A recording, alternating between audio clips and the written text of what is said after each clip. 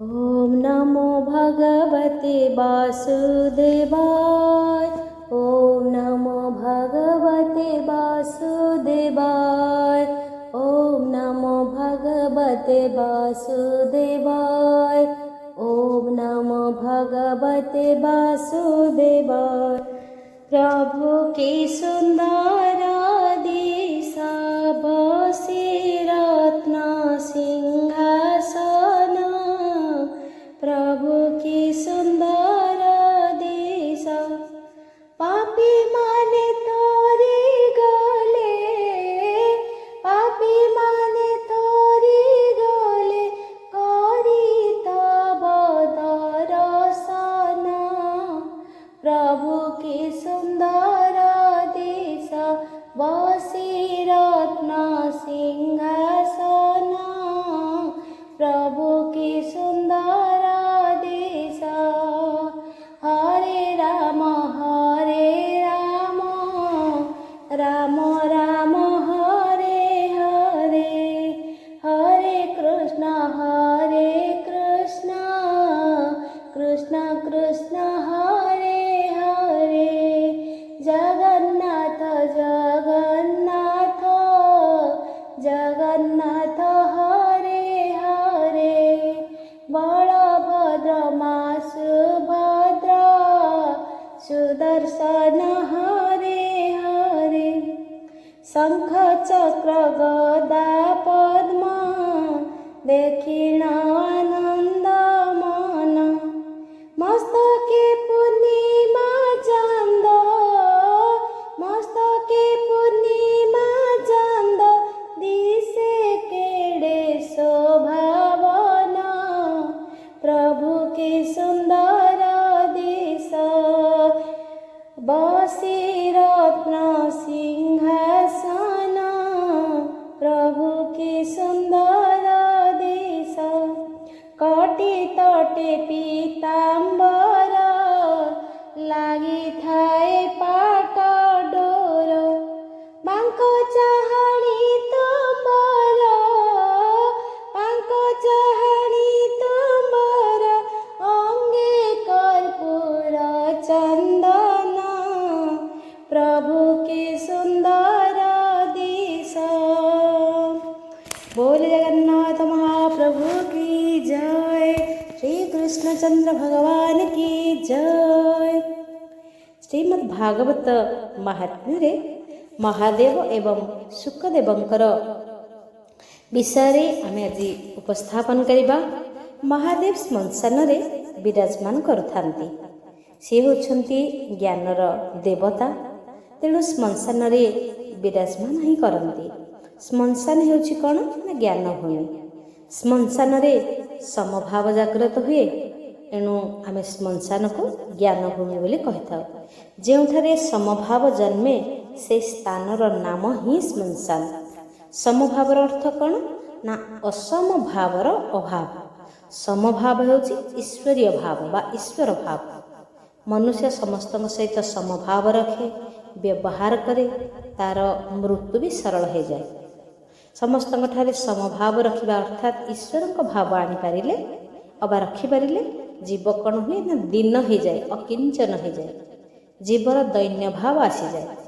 परमात्मा को प्रसन्न करिवार उपाय होछि कौन ना दैन्य भाव, विनम्र भाव, निरहंकार निस्वार्थ भाव को समर्पण करिवा। तो मनुष्य को अमर हेबाकु हेब। श्रीमद् भागवत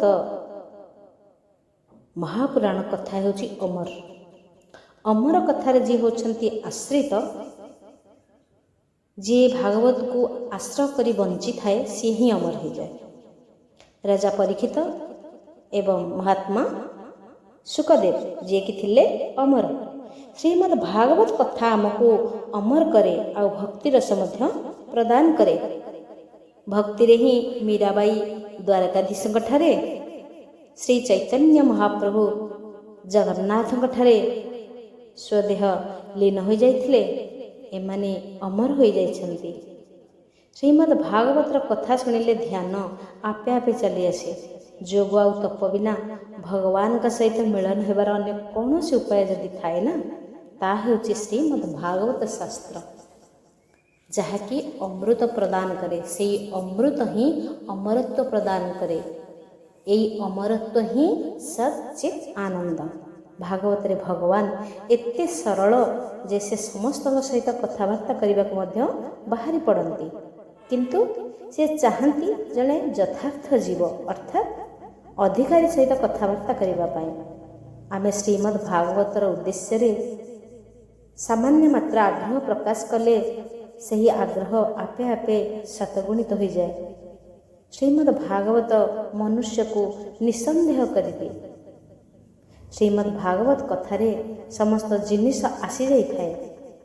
ଯେମିତିକି ବ୍ୟାସଦେବଙ୍କୁ ତାଙ୍କର ବୁଦ୍ଧି ଜ୍ଞାନ ଜୀବନର ପରିପକ୍ୱତା ଆସିଯିବା ପରେ ସିଏ ଏହି ଶାସ୍ତ୍ରକୁ ହିଁ ରଚନା କରିଥିଲେ। ଭଗବାନଙ୍କର ନାମ ଜପ କରି କରି ଏହି କଥାକୁ ଶ୍ରବଣ କରିବା ଉଚିତ। ଏପରି କଲେ କ'ଣ ହୁଏ ନା ଆମେ ନିଃସନ୍ଦେହ ହୋଇଯିବା। ଭାଗବତ ହେଉଛି ନାରାୟଣଙ୍କର ସ୍ୱରୂପ। ଏହା ପରିପୂର୍ଣ୍ଣ ଏବଂ ସ୍ୱୟଂ ସମ୍ପୂର୍ଣ୍ଣ। ଏହାର ଶ୍ରବଣରେ ଆସ୍ତିକର ମାର୍ଗଦର୍ଶନ ହୁଏ, ନାସ୍ତିକ ଆସ୍ତିକ ହୋଇଯାଏ। ଶୁକଦେବ ହେଉଛନ୍ତି ଜଣେ ଆତ୍ମାରାମ ମୁନି, ଯିଏକି ସର୍ବସ୍ୱ ତ୍ୟାଗ କରିଥାନ୍ତି। ତାଙ୍କୁ କୁହାଯାଏ ଆତ୍ମାରାମ। ଶୁକଦେବ ତ ଜଗତର ସବୁକିଛି ତ୍ୟାଗ କରିଦେଇଥିଲେ, ହେଲେ ସେ ଭାଗବତକୁ ଆଦୌକୁ ଛାଡ଼ି ପାରିନଥିଲେ। ତାଙ୍କ ଭଳି ଆତ୍ମାରାମ ସୃଷ୍ଟିରେ ବିରଳ। ତାଙ୍କ ଭଳି ଆତ୍ମାରାମ ମଧ୍ୟ ଏହି ଶ୍ରୀକୃଷ୍ଣଙ୍କ କଥାରେ ଭୋଳ ତନ୍ମୟ ହୋଇଥିଲେ, ପାଗଳ ପ୍ରାୟ ହୋଇଥିଲେ। କେମିତି? ସ୍ୱସୁଖ ନିଭୃତ ଚେତାଂସ୍ତଦବିଉଦସ୍ତନ୍ୟ ଭାବୋ ଅପ୍ୟଜିତ ରୁଚିର ଲୀଳା କୃଷ୍ଣ ଶାରଦସ୍ତଦୀୟଂ। ସ୍ୱସୁଖ ନିଭୃତ ଚେତାସ୍ତଦବିଉଦସ୍ତନ୍ୟ ଭାବೋ ଅପ୍ୟଜିତ ରୁଚିର ଲୀଳା କୃଷ୍ଣ ଶାରଦସ୍ତଦୀୟଂ। ଶୁକଦେବ ସଦା ସର୍ବଦା ଆତ୍ମାନନ୍ଦରେ ନିମଗ୍ନ ରହୁଥିଲେ। ଏପରି ଅଖଣ୍ଡ ଅଦ୍ୱୈତ ସ୍ଥିତିରେ ତାଙ୍କର ଭେଦ ସୃଷ୍ଟି ସର୍ବଦା ନିବୃତ୍ତ ହୋଇଯାଉଥିଲା। ତେବେ ସୁଦ୍ଧା ମୁରଲୀ ମନୋହର ଶ୍ୟାମ ସୁନ୍ଦରଙ୍କର ମଧୁମୟୀ ମଙ୍ଗଳମୟୀ ମନୋହାରିଣୀ ଲୀଳା ତାଙ୍କ ବୃତ୍ତି ସମୂହକୁ ସେଥିପ୍ରତି ଆକର୍ଷିତ କରି ପକାଇଥିଲା। ସିଦ୍ଧ ଆସ୍ତିକ ନାସ୍ତିକ ପାମର ପ୍ରତ୍ୟେକଙ୍କୁ ଶ୍ରୀମଦ୍ ଭାଗବତ କଥା ଜୀବନ ଦାନ କରେ। ଭାଗବତ ବ୍ୟବହାର ସମ୍ବନ୍ଧରେ ମଧ୍ୟ ଜ୍ଞାନ ଦେଇଥାଏ। ଶ୍ରୀମଦ୍ ଭାଗବତରେ ଜ୍ଞାନ ଯୋଗ କର୍ମ ଯୋଗ ସମାଜ ଧର୍ମ ସ୍ତ୍ରୀ ଧର୍ମ ଆପଦ ଧର୍ମ ରାଜନୀତି ଆଦିର ଯେତେ ଜ୍ଞାନ ସବୁ ପରିପୂର୍ଣ୍ଣ ଭାବରେ ରହିଛନ୍ତି। ଏହା ତ ଏପରି ଏକ ଶାସ୍ତ୍ର ଯାହାକୁ ଶ୍ରବଣ କରିବା ବା ଚିନ୍ତନ କରିବା ଦ୍ୱାରା ପ୍ରତ୍ୟେକ ବିଷୟ ଅଧିକ ଜାଣିବା ପାଇଁ ଆଉ କିଛି ବାକି ରହେନି। ସାଧକକୁ ସାଧନ ମାର୍ଗରେ କି ପ୍ରକାର ବାଧା ବା ସଂଶୟ ଆସେ ସେ ସମସ୍ତ କଥାକୁ ବିଚାର କରି ମହର୍ଷି ବ୍ୟାସ ଭାଗବତ କଥାକୁ ରଚନା କରିଛନ୍ତି। ମହର୍ଷି ବ୍ୟାସଦେବ କୁହନ୍ତି ଯେ ଜଗତରେ ଏପରି କିଛି କଥା ଭାଗବତରେ ନାହିଁ ଯାହା ଅନ୍ୟ ଶାସ୍ତ୍ରରେ ହିଁ ମିଳିପାରିବ।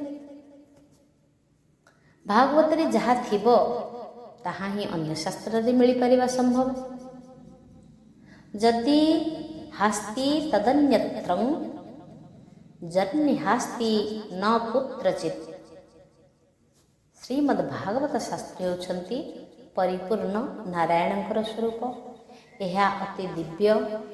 ବ୍ୟାସଦେବଙ୍କ ଆଶ୍ରମରେ ଗଣେଶ ଭଗବାନ ଆବିର୍ଭାବ ହେଲେ।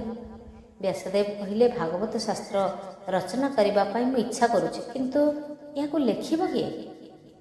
ଗଣେଶ ଭଗବାନ କହିଲେ ଏହା ତ ଅତି ଉତ୍ତମ କଥା, ମୁଁ ଲେଖିବା ପାଇଁ ପ୍ରସ୍ତୁତ ଅଛି, କିନ୍ତୁ ମୁଁ କ୍ଷଣେ ବୋଲି ଲେଖା ବନ୍ଦ କରିବିନି। ଆରମ୍ଭରୁ ଶେଷ ପର୍ଯ୍ୟନ୍ତ ଖେଦାରୁ ଲେଖନୀକି ଉଠେଇବିନି। ଅବାରିତ ଭାବରେ ମୁଁ ଲେଖିବି। ତ ଗଣେଶ ଭଗବାନଙ୍କର ବାହନ କ'ଣ ନା ମୂଷା। ମୂଷାର ଅର୍ଥ ହେଉଛି କ'ଣ ନା ଉଦ୍ୟୋଗ। ମୂଷା ହେଉଛି ଉଦ୍ୟୋଗର ପ୍ରତୀକ। ଯିଏକି ଉଦ୍ୟୋଗ ଉପରେ ବସେ ତାର ସିଦ୍ଧି ବୁଦ୍ଧି ସେ ଦାସୀ ହେଇଯାନ୍ତି। ସଫଳତା ଆଉ ଜ୍ଞାନ ଉଭୟ ଆପେ ଆପେ ବଶ୍ୟତା ସ୍ୱୀକାର କରି ପକାନ୍ତି। ସତତ ଉଦ୍ୟୋଗ କରୁଥିଲେ ରିଦ୍ଧି ସିଦ୍ଧି ବଶ୍ୟତା ସ୍ୱୀକାର କରିବା ପାଇଁ ବାଧ୍ୟ ହୋଇଯାନ୍ତି। କ୍ଷଣେ ବୋଲି ଈଶ୍ୱରଙ୍କ ଚିନ୍ତା ନ କରି ରହିବା ଅନୁଚିତ। ପ୍ରତ୍ୟେକ କାର୍ଯ୍ୟାରମ୍ଭ ସମୟରେ ଗଣେଶଙ୍କ ପୂଜା କରାଯାଏ। ଗଣେଶଙ୍କ ପୂଜା କରିବା ଅର୍ଥ ଜିତେନ୍ଦ୍ରିୟ ହେବା। ଗଣେଶଙ୍କର ଅନ୍ୟ ନାମ କ'ଣ ନା ବିଘ୍ନେଶ। ସେ ହେଉଛନ୍ତି ବିଘ୍ନକର୍ତ୍ତା, ବିଘ୍ନହର୍ତ୍ତା। ତେଣୁ ଗଣେଶ ବ୍ୟାସଦେବଙ୍କୁ କହୁଛନ୍ତି ମୁଁ ଖାଲି ବସିବିନି, ମୁହୂର୍ତ୍ତଟିଏ ବି ସମୟ କାମ ବିନା ମୁଁ ବସିକି ରହିପାରିବିନି। ପୁରା 24 ଘଣ୍ଟା ଆପଣଙ୍କୁ କଥା କହିବାକୁ ହେବ। ତାହେଲେ ଆପଣ ଯାହା ଡାକିବେ ମୁଁ ଅବଶ୍ୟ ଲେଖିବା ପାଇଁ ପ୍ରସ୍ତୁତ ଅଛି। ତ ବ୍ୟାସଦେବ ଗଣେଶଙ୍କର ଏପରି କଥାକୁ ଟିକେ ଶୁଣିଲେ, କିଛି ସମୟ ଟିକେ ଭାବିଲେ। ସେ କହିଲେ ଦେବତା ହେଉଛନ୍ତି ଗଣପତି, ଆପଣଙ୍କ କଥାରେ ମୁଁ ରାଜି ଅଛି। ତେବେ ମୁଁ ଯାହା ଡାକୁଥିବି ତାହା ଯୋଗ୍ୟ କି ଅଯୋଗ୍ୟ ଆପଣ ତ ବିଚାର କରି ଲେଖୁଥିବେ। ଏହିପରି ଭାବରେ ବ୍ୟାସଦେବ ହେଲେ ଶ୍ରୀମଦ୍ ଭାଗବତର ବକ୍ତା ଆଉ ଗଣେଶ ଭଗବାନ ହେଲେ ଲେଖକ। ବ୍ୟାସଦେବ ଅନବରତ 100 ଶ୍ଲୋକ ଡାକିବା ପରେ ଏପରି ଗୋଟିଏ ଶ୍ଲୋକ ଡାକୁଥାନ୍ତି ଯାହାର ଅର୍ଥ ବୁଝିବା ପାଇଁ ଗଣେଶଙ୍କୁ କିଛି ସମୟ ଲାଗିଯାଏ। ଏହି ସମୟ ଭିତରେ ବ୍ୟାସଦେବ ତାଙ୍କର ଅନ୍ୟ କର୍ମ ସବୁ ସମାପନ କରି ପକାଉଥିଲେ। ତ ପ୍ରତ୍ୟକ୍ଷ କାର୍ଯ୍ୟ ହେଉଛି ଦେବତାମାନଙ୍କର ଅତି ପ୍ରିୟ। ରାଜା ଚିତ୍ରକେତୁଙ୍କର କୋଟିଏ ହେବ ସ୍ତ୍ରୀ ଥିବା କଥା ଲେଖା ଅଛି। ସଂସାର ବିଷୟରେ ଯିଏ ସବୁବେଳେ ଚିନ୍ତା କରୁଥାଏ, ହୃଦୟରେ କେବଳ ସଂସାରର କଥା ଧାରଣ କରିଥାଏ, ସିଏ ତ ହିଁ ପ୍ରକୃତ ଚିତ୍ରକେତୁ। ଏପରି ମନ ଯେତେବେଳେ ବିଷୟ ଭୋଗରେ ତନ୍ମୟ ହୋଇଯାଏ ନା, ସେତେବେଳେ ମନ ଗୋଟିଏ ସ୍ତ୍ରୀ ସହିତ ରମଣ କରୁଥାଏ ବୋଲି କୁହାଯାଏ। ଏଠାରେ ମନୁଷ୍ୟର ମନ ହେଉଛି ଗୋଟିଏ ଚିତ୍ରକେତୁ, ଆଉ ସଂସାର କର୍ମ ହେଉଛି ଗୋଟିଏ ଗୋଟିଏ ରାଣୀ। ପ୍ରତି ମୁହୂର୍ତ୍ତରେ ବଦଳୁଛି ତାର ମନ। ତେଣୁ ଚିତ୍ରକେତୁର ଗୋଟିଏ ହେବ ରାଣୀ ଥିବା କଥା କୁହାଯାଇଛନ୍ତି। ଶ୍ରୀମଦ୍ ଭାଗବତରେ ଏପରି ଅନେକ ପ୍ରସଙ୍ଗ ଅଛି ଯାହା ଶ୍ରୋତା ବକ୍ତାଙ୍କୁ ମଧ୍ୟ ଚିନ୍ତାରେ ପକାଇ ଦେଇଥାଏ। ଆମେ ଏସବୁ କଥାକୁ ଗଭୀର ଚିନ୍ତନ କରିବା ଉଚିତ। ଏପରି ସ୍ଥିର କରି ବ୍ୟାସଦେବ କଥା ରଚନା କରିବା ବେଳେ କେତେକ ଅତିଶୟ ଉକ୍ତି ମଧ୍ୟ ଉପସ୍ଥାପନ କରିଛନ୍ତି। ଯେପରିକି ହିରଣାକ୍ଷ ମସ୍ତକରେ ପରିଧାନ କରିଥିବା ମୁକୁଟର ଅଗ୍ରଭାଗ ସ୍ୱର୍ଗକୁ ସ୍ପର୍ଶ କରୁଥିଲା, ତା ଶରୀର ମଧ୍ୟ ଦିଗକୁ ଘୋଟି ଯାଇଥିଲା। ଏହା କହିବାର ତାତ୍ପର୍ଯ୍ୟ ହେଉଛି ହିରଣାକ୍ଷର ଲୋଭ ଅପ୍ରମିତ ବୃଦ୍ଧି ପାଉଥିଲା। ଯେକୌଣସି ସତ୍କର୍ମ ଆରମ୍ଭ କରିବା ବେଳେ ବିଘ୍ନ ଆସିଯାଏ। ତେଣୁ 7 ଦିନର କ୍ରମ କଥା ଏଠାରେ କୁହାଯାଇଛନ୍ତି। କିନ୍ତୁ ସୁତ ସନକ ମଧ୍ୟରେ ଏହି କଥା 1000 ଦିନ ପର୍ଯ୍ୟନ୍ତ ଚାଲିଥିଲା। ଏହି ମହାନ କାମ କରିବା ବେଳେ କୌଣସି ପ୍ରକାର ବିଘ୍ନ ଯେପରି ନ ପଡ଼ିବ, ସେଥିପାଇଁ ବ୍ୟାସଦେବ ସର୍ବପ୍ରଥମେ ବିଘ୍ନ ବିନାଶକଙ୍କୁ ଭକ୍ତିପୂତ ସ୍ମରଣ କରି ଲେଖିଛନ୍ତି ଶ୍ରୀ ଗଣେଶାୟ ନମଃ। ବ୍ୟାସଦେବ ସର୍ବପ୍ରଥମେ ଗଣେଶକୁ ବନ୍ଦନା କରିଛନ୍ତି। ଏହାପରେ ସେ ସରସ୍ୱତୀଙ୍କର ବନ୍ଦନା କରିଛନ୍ତି। ସରସ୍ୱତୀ ମାଙ୍କର କୃପାରେ ମନୁଷ୍ୟ ସହଜରେ ସବୁ କଥା ବୁଝିପାରେ। ତାପରେ ବ୍ୟାସଦେବ ସଦ୍ଗୁରୁଙ୍କର ବନ୍ଦନା କରିଛନ୍ତି। ପରିଶେଷରେ ଅବଶ୍ୟ ଶ୍ରୀକୃଷ୍ଣଙ୍କର ବନ୍ଦନା ସେ ମଧ୍ୟ କରିଛନ୍ତି। ତେବେ ମହାନ ଶ୍ରୀମଦ୍ ଭାଗବତ ମହାପୁରାଣ ଗ୍ରନ୍ଥ ଲେଖା ସରିଥିଲା। ଏହାପରେ ବ୍ୟାସଦେବ କ'ଣ କଲେ, ତାଙ୍କ ମନରେ ଗୋଟେ ଚିନ୍ତା ଆସିଲା। ଭାଗବତ ଲେଖା ତ ସରିଗଲା, ଏହାର ପ୍ରଚାର କାର୍ଯ୍ୟ ଚାଲିବ କିପରି? ଲୋକଙ୍କ ପାଖରେ ଭାଗବତ କଥା ପ୍ରଚାର କିଏ କରିବେ? ମନର ଏହି ଅସନ୍ତୁଳିତ ବ୍ୟବସ୍ଥା ମଧ୍ୟରେ ବ୍ୟାସଦେବ ବୃଦ୍ଧାବସ୍ଥାରେ ଶ୍ରୀମଦ୍ ଭାଗବତ ଗ୍ରନ୍ଥ ଲେଖୁଥିଲେ। ତେଣୁ ସେ ଜାଣିଥିଲେ ଯେ ନିଜେ ଏହାର ପ୍ରଚାର କାର୍ଯ୍ୟ କେବେ ବି କରିପାରିବେନି। ଏହି ମହାନ ଶାସ୍ତ୍ରକୁ ପ୍ରଚାର ଉଦ୍ଦେଶ୍ୟରେ କାହା ହାତରେ ଗୋଟିଏ ସମର୍ପଣ କରିବେ, ଏପରି ଚିନ୍ତା କରୁଛନ୍ତି। ଶ୍ରୀମଦ୍ ଭାଗବତ ସେ ଲେଖିଥିଲେ ଯେ ମାନବ ସମାଜର କଲ୍ୟାଣ ପାଇଁ।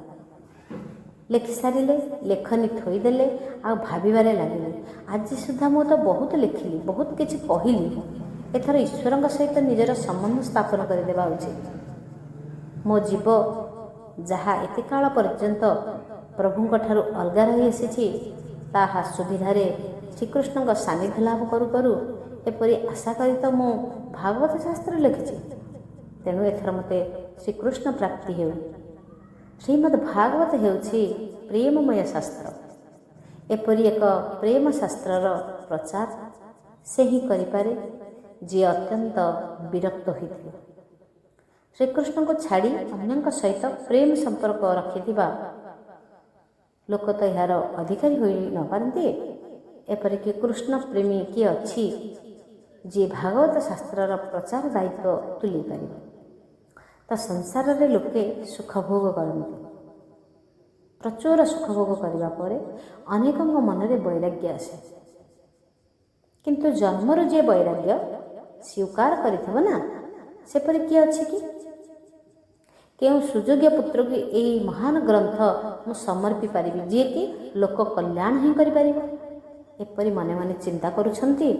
ଅତି ବୃଦ୍ଧାବସ୍ଥା ଆସିଯାଇଛି ଏବଂ ପୁତ୍ରେଷଣା ଭାବ ଜାଗ୍ରତ ହେଲା। ଭଗବାନ ଶଙ୍କର ହେଉଛନ୍ତି ବୈରାଗ୍ୟର ସ୍ୱରୂପ।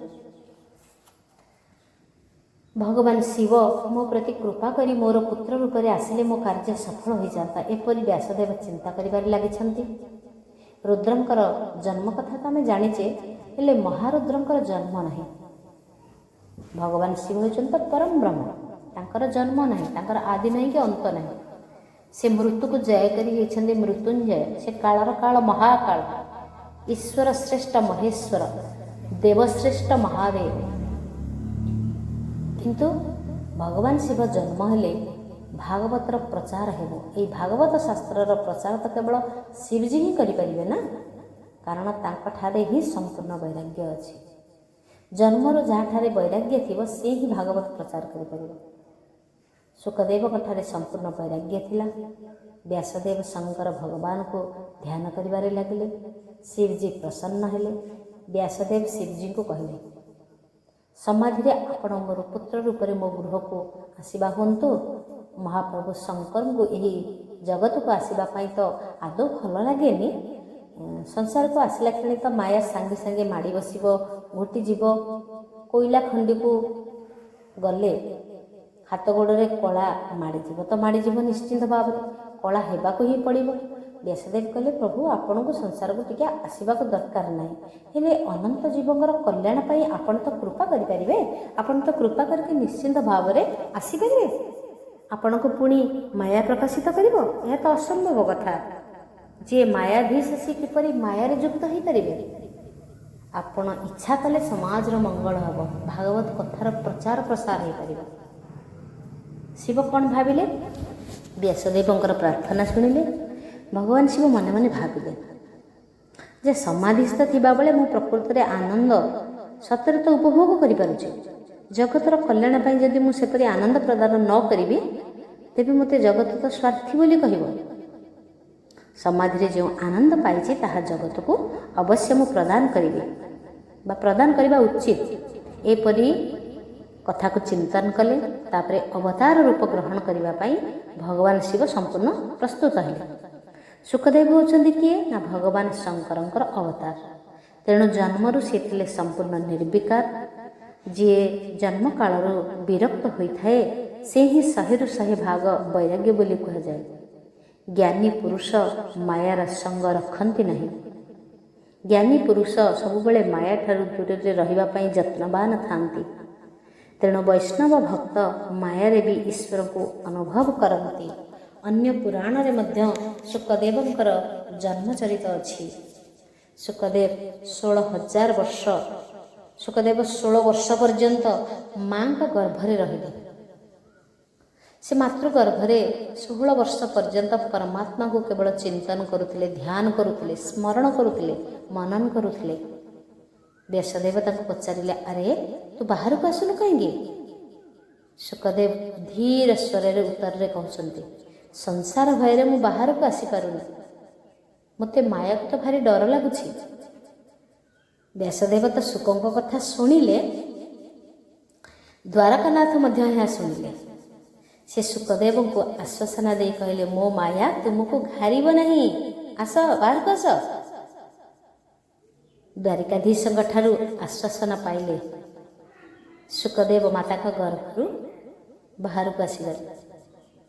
ଶୁକଦେବଙ୍କର ବ୍ରହ୍ମନିଷ୍ଠା, ବୈରାଗ୍ୟ, ଅଲୌକିକ ପ୍ରେମ ଲକ୍ଷଣ ଦେଖି ବ୍ୟାସଦେବ ମଧ୍ୟ ତାଙ୍କୁ ସମ୍ମାନ ଦେଖାଉଥିଲେ। ଜନ୍ମ ହେବା କ୍ଷଣି ଶୁକଦେବ ଅରଣ୍ୟକୁ ହଠାତ୍ ଚାଲିଗଲେ। ଶୁକଦେବଙ୍କର ମାତା ଯିଏକି ଅରଣୀ ଦେବୀ ପ୍ରାର୍ଥନା କରି କହିଲେ, ମୋ ପୁତ୍ର ନିର୍ବିକାର ବ୍ରହ୍ମରୂପ, ସିଏ ମୋ ଠାରୁ ଦୂରକୁ ଯିବନି, ତାକୁ ରଖିନିଅ, ସେ ଚାଲି ଯାଉଛି, ତାକୁ ଟିକେ ରଖିନିଅ, ତା ବିନା ମୁଁ ବଞ୍ଚିପାରିବିନି। ଅରଣୀଙ୍କର ଏପରି କଥାକୁ ଶୁଣିଲେ ବ୍ୟାସଦେବ ତାକୁ ବୁଝେଇଲେ, ଆମର ଅତି ପ୍ରିୟକୁ ପରମାତ୍ମାଙ୍କ ନିକଟରେ ଅର୍ପଣ କରିଦେବା ଉଚିତ। ଯାହା ଆମର ପ୍ରିୟ ତାହା ତ ପରମାତ୍ମାକୁ ଅର୍ପଣ କଲେ ପରମାତ୍ମା ଖୁସି ହୁଅନ୍ତି। ସେ ତ ଜଗତର କଲ୍ୟାଣ କରିବାକୁ ବାହାରିଛି, ଆମେ ସେଥିରେ ଆଶା କାହିଁ କରିବା। ବ୍ୟାସଦେବ ଏପରି ତ କହିଦେଲେ, ହେଲେ ତାଙ୍କ ମନରେ ଟିକେ ବିହ୍ୱଳତା ଜାଗ୍ରତ ହେଲା, ଭାବ ବିହ୍ୱଳ ହେଇଗଲା। ସେ ଭାବିଲେ ଇଏ ତ ଗଲା, ଆସିବ କେବେ? କାହିଁ ଆସିବାର ତ କିଛି ସୂଚନା ମିଳୁନି।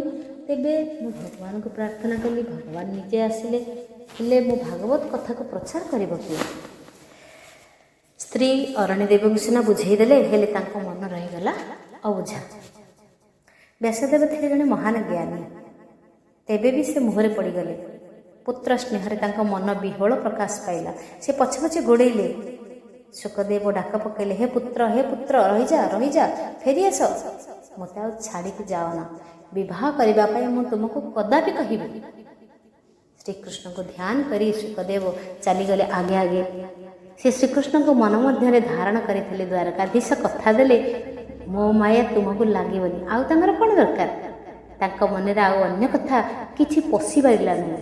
କେଉଁ ଆଡ଼କୁ ତାଙ୍କର ଦୃଷ୍ଟି ବି ନଥିଲା। ଲୌକିକ ସମ୍ବନ୍ଧ ତାଙ୍କର କାହାରି ସହିତ ସମ୍ବନ୍ଧ ନଥିଲା।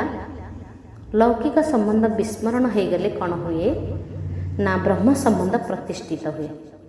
ଯେ ପର୍ଯ୍ୟନ୍ତ ଲୌକିକ ସମ୍ବନ୍ଧର ସ୍ମରଣ ରହିଥାଏ, ସେ ପର୍ଯ୍ୟନ୍ତ ଈଶ୍ୱରଙ୍କ ପ୍ରତି କେବେ ବି ଆସକ୍ତି ଜାତ ହୁଏନି। ଶୁକଦେବ ହେଉଛନ୍ତି ସର୍ବବ୍ୟାପକ। ବ୍ୟାସଦେବ ତାଙ୍କ ପଛେ ପଛେ ଅନୁଧାବନ କଲେ। ତେଣୁ ଶୁକଦେବ ଜାଣିପାରିଲେ, ବୃକ୍ଷ ମାଧ୍ୟମରେ ତାଙ୍କୁ କହିଲେ, ହେ ମୁନିରାଜ, ଆପଣଙ୍କୁ ପୁତ୍ର ବିୟୋଗରେ ଦୁଃଖ ଲାଗୁଛି, କିନ୍ତୁ ଆମକୁ ଢେଲା ମାରୁଥିବା ଲୋକକୁ ମଧ୍ୟ ଆମେ ଫଳ ଦାନ କରୁ। এই କଥାଟା ନିଶ୍ଚିନ୍ତ ଭାବରେ ଅନୁଭବ କରନ୍ତୁ। କେତେ ସୁନ୍ଦର କଥା। ଗୋଟିଏ ଧାଡ଼ିରେ ଯଦି ଆମେ ପଢ଼ିଦେଲେ, ତାକୁ ଚିନ୍ତନ କଲେ କ'ଣ ନ ହେବ। ବୃକ୍ଷ ମାଧ୍ୟମରେ ନିଜେ କହୁଛନ୍ତି, ଆପଣଙ୍କୁ ପୁତ୍ର ବିୟୋଗରେ ଦୁଃଖ ଲାଗୁଛି ନା, କିନ୍ତୁ ଆମ ଗଛରେ ଫଳ ଫଳେ, ଲୋକମାନେ ଆମକୁ ଆଘାତ କରନ୍ତି, ଆମେ କିନ୍ତୁ ପ୍ରତିଦାନରେ ଫଳ ଦେଉ। ପରୋପକାରାୟ ଫଳନ୍ତି ବୃକ୍ଷା, ପରୋପକାରାୟ ବହନ୍ତି ନଦ୍ୟାଃ, ପରୋପକାରାୟ ଦୁଗ୍ଧନ୍ତି ଗାୱାଃ, ପରୋପକାରାୟ ଇଦଂ ଶରୀରମ୍। ନଦୀ ଜଳ ନିଜେ ନଦୀ ପିଏ ନାହିଁ, ବୃକ୍ଷ ଖାଏ ନାହିଁ ନିଜ ଫଳ।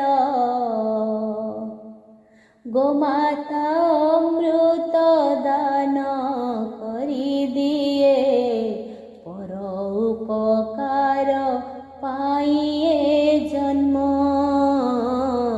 ପର ଉପକାର ପାଇଁ ଆମ ଏ ଜନ୍ମ। ଗାଭୀମାନେ ଦୁଗ୍ଧ ଦାନ କରନ୍ତି ଆମମାନଙ୍କ ପାଇଁ। ବୃକ୍ଷମାନେ ତାଙ୍କ ଡାଳରେ ବହୁତ ରସଯୁକ୍ତ ଫଳ ଦାନ କରନ୍ତି, ସେ ନିଜେ ପାନ କରନ୍ତିନି, ଆମମାନଙ୍କ ପାଇଁ। ନଦୀରେ ସ୍ୱଚ୍ଛ ସ୍ୱାଦିଷ୍ଟ ନିର୍ଝରିଣୀ ଜଳ ବୋହିଯାଏ ଆମମାନଙ୍କ ପାଇଁ। ନଦୀ ଜଳ କ'ଣ ନଦୀ ପାନ କରେ କି? ନାହିଁ। ଏ ଶରୀରଟା ସୃଷ୍ଟି ହେଇଛି ପରର ଉପକାର ପାଇଁ। ଫଳ ଯଦି ନିଜେ ମାନେ ଗଛ ଯଦି ଫଳ ସୃଷ୍ଟି କରି ନିଜେ ଖାଇପାରୁନି, ଗାଈ ଯଦି ଅମୃତ ଦୁଗ୍ଧକୁ ଆମ ପାଇଁ ଦାନ କରିପାରୁଛି, ଆମ ଏ ଶରୀରଟା ଥିଲେ ଅନ୍ୟମାନଙ୍କ ପାଇଁ ଦାନ କାହିଁ କରିପାରିବନି? ବୃକ୍ଷର ପୁଅ କିଏ?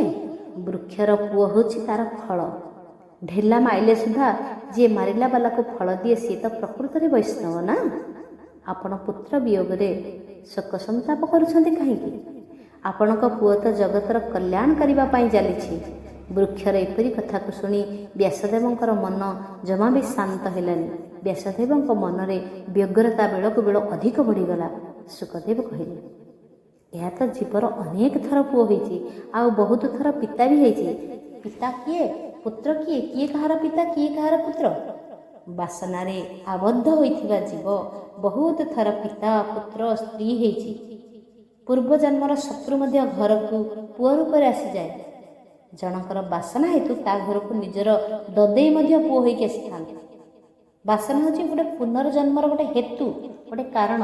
ପିତୃଦେବ, ମୋର ତ ଆଉ ଆପଣଙ୍କର ତ ବହୁତ ଜନ୍ମ ହେଇଗଲାଣି। ପିତୃଦେବ ଶୁଣନ୍ତୁ, ନା ଆପଣ ମୋ ପିତା, ନା ମୁଁ ଆପଣଙ୍କ ପୁତ୍ର। ପୂର୍ବଜନ୍ମର କଥା ଆମର ମନେ ରହେ ନାହିଁ। ଏହା ହିଁ ତ ଉତ୍ତମ କଥା। ଆପଣଙ୍କର ଆଉ ମୋର ପ୍ରକୃତ ପିତା ଜଣେ ଅଛନ୍ତି। ସେହି ପରମ ପିତାଙ୍କ ନାମ କିଏ ଜାଣିଛ ବାବା? ସେ ହେଉଛନ୍ତି ଶ୍ରୀମନ୍ ନାରାୟଣ ଦ୍ୱାରିକାଧୀଶ। ବାସ୍ତବରେ ଜୀବର ପ୍ରକୃତ ସମ୍ବନ୍ଧ ତ ଈଶ୍ୱରଙ୍କ ସହିତ ହୁଏ। ଏହା ଜାଣିବା ପରେ ପିତୃଦେବ ବ୍ୟାସଦେବ, ଆପଣ ଆଉ ମୋର ଅନୁଧାବନ କରନ୍ତୁନି। କୃପା କରନ୍ତୁ, ଭଗବାନଙ୍କୁ ଅନୁସରଣ କରନ୍ତୁ। ମୋ ପଛେ ପଛେ ନ ଦୌଡ଼ି ଭଗବାନଙ୍କ ପଛରେ ଦୌଡ଼ିବା ଆରମ୍ଭ କରିଦିଅନ୍ତୁ। ଜୀବନ ସାର୍ଥକ ହେଇଯିବ। ଆପଣ କୃପା କରନ୍ତୁ, ନିଜ ଜୀବନକୁ ପରମାତ୍ମାଙ୍କ ଉଦ୍ଦେଶ୍ୟରେ ପ୍ରସ୍ତୁତ କରିବା ହୁଅନ୍ତୁ। ମୋତେ ଯେଉଁ ଆନନ୍ଦ ମିଳିଛି ତାହା ମୁଁ ଜଗତକୁ ପ୍ରଦାନ କରିବା ପାଇଁ ବାହାରିଛି। ଶୁକଦେବ ଏହିଭଳି କହି କହି ନର୍ମଦା ନଦୀ କୂଳକୁ ଆସି ଯାଇଥିଲେ। ବ୍ୟାସଦେବଙ୍କୁ କହିଲେ, ମୁଁ ନର୍ମଦାର ଏହି କୂଳରେ ବସୁଛି, ଆପଣ ଆର କୂଳରେ ବିରାଜମାନ ହୁଅନ୍ତୁ। ହେ ପିତୃଦେବ, ମୋ ଆଶା ଆପଣ ଛାଡ଼ି ଦିଅନ୍ତୁ। ମୋ ବିଷୟରେ ଆଦୌ ଚିନ୍ତା କରନ୍ତୁନି। ଦୂରରେ ରହିକି ଆପଣ ମୋତେ ଚର୍ମ ଚକ୍ଷୁରେ ଦେଖିପାରନ୍ତି, କିନ୍ତୁ ଧ୍ୟାନ ପରମାତ୍ମାଙ୍କ ଠାରେ ରଖନ୍ତୁ। ଯିଏ ପରମାତ୍ମାଙ୍କୁ ଅନୁସରଣ କରନ୍ତି ନା, ସେ ପ୍ରକୃତ ଜ୍ଞାନୀ। ଧନ ସମ୍ପତ୍ତି, ପୁତ୍ର, ଭାରିଜା ସମସ୍ତଙ୍କ ପଛରେ ନ ଲାଗିକି ପରମାତ୍ମାଙ୍କ ପଛରେ ପଡ଼ିଯାଆନ୍ତୁ। ପରିବାର ପଛରେ ପଡ଼ିବେ ତ ପଶ୍ଚାତାପ କରିବେ, ଅନୁଚିନ୍ତା କରିବେ। ଲାଭ କ'ଣ ପାଇବେ? ସୁଖ, ଦୁଃଖ, ରୋଗ ଏଇ ଜିନିଷ ହିଁ ପାଇବେ। ତେଣୁ ଏଇ ସୁନ୍ଦର ଆନନ୍ଦ ସ୍ୱରୂପ ଯେଉଁ ଆମକୁ ମିଳିଛି, ଏଇ ପୁଣ୍ୟର ମନ୍ଦିର ଦେବାଳୟରେ ତ ଭଗବାନଙ୍କୁ ସ୍ଥାପନ କରିବା। ପରିବାରକୁ ଧରିଲେ ପାଇବ କ'ଣ ପିତା? ଆମେ ଭାଗବତ କଥା ଶୁଣିବା ପରେ ପରମାତ୍ମାଙ୍କ ପ୍ରତି ଲୟ ରଖିଲେ କଥା ଶ୍ରବଣ ସଫଳ ହେବ। ତେଣୁ ବ୍ୟାସଦେବ ତାଙ୍କ ପତ୍ନୀଙ୍କୁ କହିଲେ, ଯଦି ଶୁକଦେବଙ୍କୁ ତୁମେ ଏତେ ଭଲ ପାଉଛ, ତେବେ ତାକୁ ପରମାତ୍ମାଙ୍କୁ ଅର୍ପଣ କରିଦିଅ। ଭଲ ପାଉଥିବା ଜିନିଷ ଭଗବାନଙ୍କୁ ଦେଲେ ଭଗବାନଙ୍କର ଭଲ ପାଇବା ଆମ ପାଖକୁ ଶତଗୁଣିତ ହୋଇକି ଆସିଯାଏ। ତେଣୁ ଭଗବାନଙ୍କୁ ଆମେ ସବୁବେଳେ କହିବା, ପ୍ରଭୁ ତୁମେ ମୋତେ କେତେ ଭଲ ପାଉଛ ମୁଁ ଜାଣେନା, କିନ୍ତୁ ମୁଁ ତୁମକୁ ଭଲ ପାଏ। ମୋର ଆଶା, ବିଶ୍ୱାସ, ଭରସା, ମୋର ଜନ୍ମର ସାର୍ଥକତା କେବଳ ତୁମେ। ତୁମେ ମୋତେ ଭଲ ପାଅ ବା ନ ପାଅ, ମୁଁ ତୁମକୁ ଭଲ ପାଉଛି। ତୁମେ ଯେତେ ମୋତେ ପର ବୋଲି ଭାବ, ତୁମେ ଯେତେ ମୋତେ ପର ବୋଲି ଭାବ, ନିଜର ମୁଁ କରି ନେଇଛି।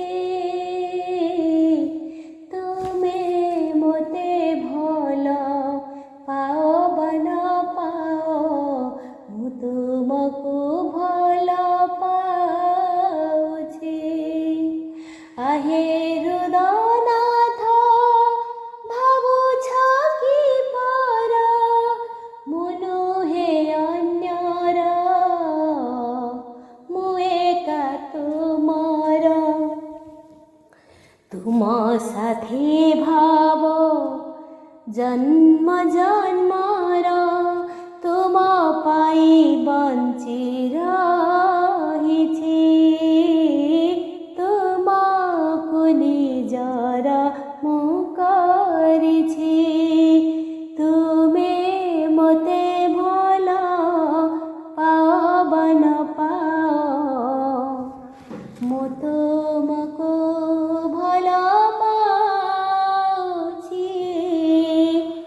प्रति मुहूर्तरे भगवान आमे समर्पित होइजिबा। हमर ए मन ए प्राण जेतेबेले हृदयेश्वर परमात्मा मंदिर भितर से विराजमान करिवे सेतिक बेले जन्मर सार्थकता आमे प्राप्त करि परिबा। तेबे भागवतर महिमा कौन? सुत सुखदेव को प्रणाम करला परे श्रीमद् भागवत कथा वर्तमान आरंभ करुछंती। दिने नैमिषारण्य रे सौनक सुतंकु कहिले, आज पर्यंत बहुत कथा शुणी, एबे समस्त कथार सार तत्व शुणा आमर प्रबल आग्रह आसी जाउछि। अन्य कौन कथा शुणा को इच्छा लगुनि, केवल सारभूत कथा शुणा इच्छा होउछि। कथा सारम मम कर्णरसायनम, कानरे केवल अमृत रस व्यतीत आ किछि भी इच्छा हो। आपण आमको एपरी कथा कृपा करके शुणांतु जहा शुणिले श्रीकृष्ण प्रति भक्ति भाव अधिक दृढ़ हेब। आमे श्रीकृष्ण को प्राप्त हो परिबा। लहुणी जेपरी सबूर सार ही थाए, ठीक सेहीपरि सर्वसार भगवान हेउछंती श्रीकृष्ण। परमात्मा हेउछंती सार भोगी। जहा लहुणी भली सार ताकू ये श्रीकृष्ण अवतार रे आदर रे ग्रहण करती। सौनक कहले बहुत कथा शुणिले बोली एबे तांकर सार कथा शुणा को प्रबल आग्रह होइछि। अमृत स्वरूप सार गर्भित कथा शुणिले प्रचुर ग्रंथ पढ़ी पढ़ी किछि लाभ नहीं। परमात्मा को पाइबा पाई इच्छा करथिबा साधक को बहुत ग्रंथ न पढ़िबा पाई निर्देश अछि। नाना मनिक नाना मत जानती सुज्ञानी पंडित मन को कहीं भिन्न भिन्न पथर दौड़ेबा। केवल तो श्रीमद् भागवत महापुराणर अमृत रस को पान करदेले आउ तो किसी पान करिबार आवश्यकता नहीं। जहाँ कौन शास्त्र रे नहीं, केवल श्रीमद् भागवत रे से रस अछि। जो रस को आस्वादन कले आमे अमृत प्राप्त करिबा, आम जन्मर सार्थकता को अनुभव करि परिबा। अनेक ग्रंथ पढ़िले बुद्धिर नाना प्रकार विक्षेप सृष्टि हुए, विपरीत भाव जात हुए। आमर प्रिय भगवान श्रीकृष्ण हेउछंती सार भोगी। एणु वैष्णव भक्त हेउछि सार भोगी। एणु सब कथा ठारू सार कथा जहा ताहा ही शुणिबा पाई मन हेबा उचित। जीव गोटे प्रकृतिर भोग छाड़ी श्रीकृष्ण सहित मन जोड़ीदेले जीव शिव हो जाए। जीवर प्रकृत स्वरूप शिव स्वरूप। भागवत हेउछि कौन ना लहुणी, अन्य सब शास्त्र कौन ना दुग्ध दही भलिया। सकल शास्त्र सारभूत हेउछि श्रीकृष्णकर प्रेममय कथा। सौनक सुत कहते ज्ञान आ वैराग्य वृद्धि होगा सहित भक्ति बढ़ुवा पारुवा भली सारभूत कथा शुणातु। ज्ञान बढ़ भक्ति बढ़ या सहित एपरी सारतत्व शुणापी आग्रह होइछि जहाँ शुणा परे परे भगवान को प्रत्यक्ष दर्शन कर। ज्ञान वैराग्य सहित भक्ति बढ़ाइबापी यही कथा प्रस्तुत होइछि। कथा कांदीबापी नुहे। महान भक्त महान पुरुषंकर चरित्र शुणा परे आमे जानिबा को पाऊ जे आमे आम निजर उद्धार निमंते तो किछि ही करिने। श्रीमद् भागवत कथा श्रवण करिबा परे आमे जति करिथिबा पाप विषय रे अनुताप करू आ प्रभुंक प्रति हृदय रे प्रेम भाव जागृत करि पारू, तेबे कथा श्रवणर सार्थक होइथाय। संसार विषय प्रति यदि वैराग्य न हुए आ प्रभुंक प्रति प्रेम जागृत न हुए तेबे ताहा कथा होई न पारे। ब्रह्मा नारद को कहले, बापा एपरी कथा कहबू जहा फल श्रोतांकर मो प्रभुंक प्रति भक्तिभाव आसीबो, नचेत मनुष्य जन्मर सार्थकता आमे पाइबा किपरि।